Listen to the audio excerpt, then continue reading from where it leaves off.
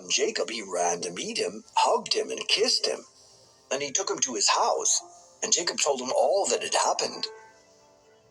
Laban said to him, "Yes, you are my own flesh and blood."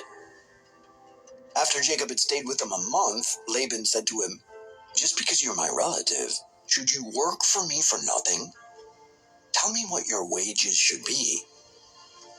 Now Laban had 2 daughters. The older was named Leah, and the younger was named Rachel. Leah had tender eyes, but Rachel was shapely and beautiful. Jacob loved Rachel, so he answered Laban, "I'll work for you 7 years for your younger daughter Rachel." Laban replied, "Better that I give her to you than to some other man. Stay with me." So Jacob worked 7 years for Rachel, and they seemed like only a few days to him because of his love for her. Then Jacob said to Laban, "Since my time is complete, give me my wife so I can sleep with her." So Laban invited all the men of the place and sponsored a feast. That evening, Laban took his daughter Leah and gave her to Jacob, and he slept with her. And Laban gave his slave Zilpah to his daughter Leah as her slave.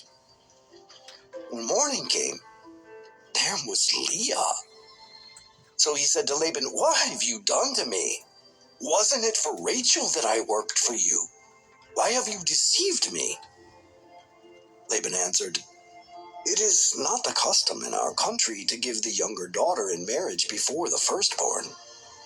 Complete this week of wedding celebration, and we will also give you this younger one in return for working yet another 7 years for me." And Jacob did just that. He finished the week of celebration, and Laban gave him his daughter Rachel as his wife. And Laban gave his slave Bilhah to his daughter Rachel as her slave. Jacob slept with Rachel also, and indeed he loved Rachel more than Leah, and he worked for Laban another 7 years. When the Lord saw that Leah was neglected, he opened her womb, but Rachel was unable to conceive. Leah conceived, gave birth to a son, and named him Reuben, for she said, "The Lord has seen my affliction. Surely my husband will love me now." She conceived again, gave birth to a son, and said, "The Lord heard that I am neglected and has given me this son also." She named him Simeon.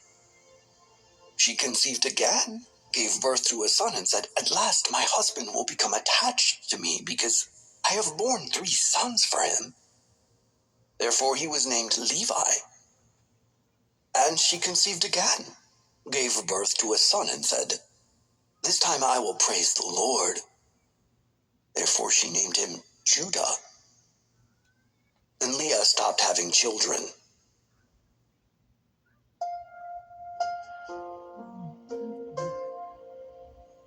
Matthew 9:18-38.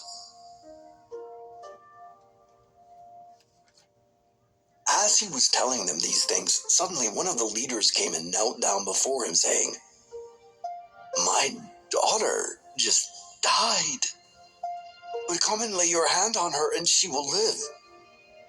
So Jesus and his disciples got up and followed him.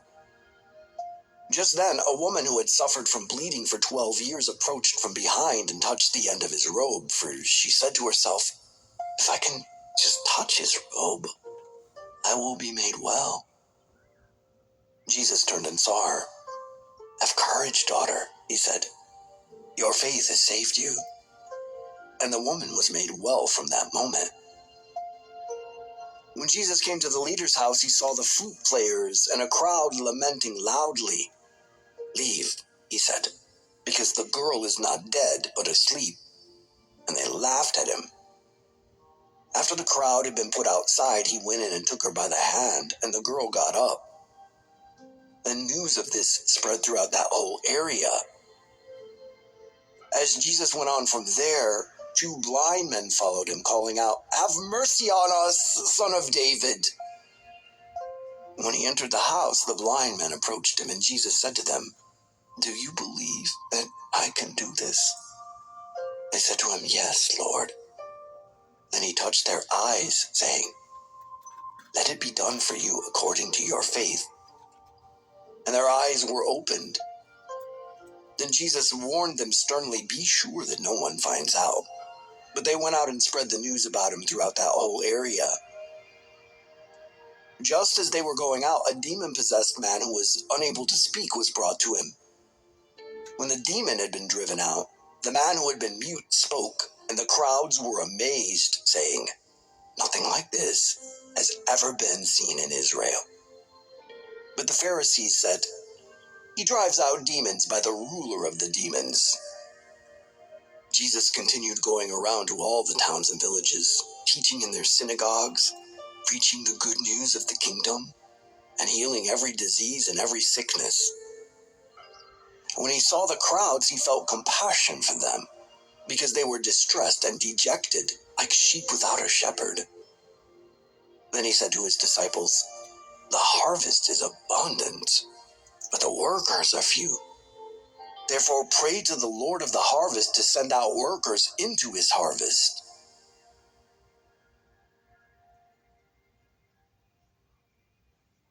Psalm 11. Refuge in the Lord, for the choir director, of David. I have taken refuge in the Lord. How can you say to me, "Escape to the mountains like a bird"? For look, the wicked string bows.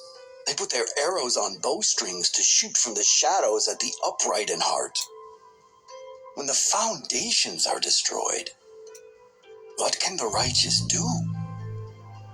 The Lord is in his holy temple. The Lord, his throne is in heaven.